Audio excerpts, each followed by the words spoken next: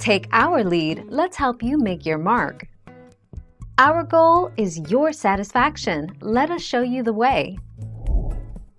Beat cream cheese, butter, and 1 cup sugar with a mixer on medium speed until combined.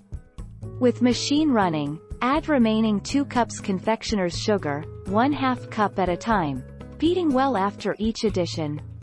Add vanilla, and beat until pale and fluffy, about 4 minutes more.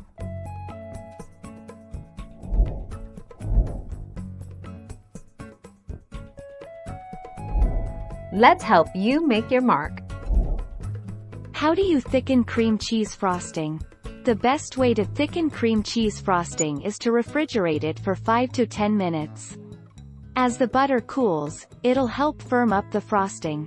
You can also add meringue powder to thicken the frosting and keep it stable. 25 February 2019.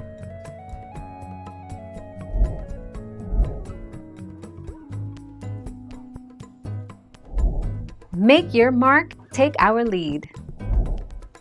Food Network Kitchens.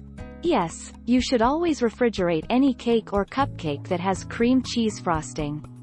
Take it out of the refrigerator an hour or 2 before you'd like to serve it so the frosting has time to come to room temperature and the cake layers lose their chill.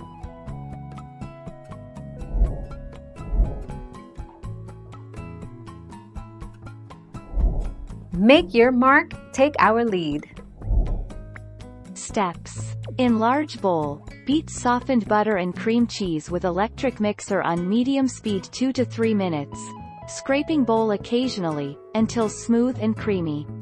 Stir in vanilla, then stir in powdered sugar. Spread or pipe frosting on cooled cake or cupcakes. Thank you for watching. Please subscribe and hit the bell notification.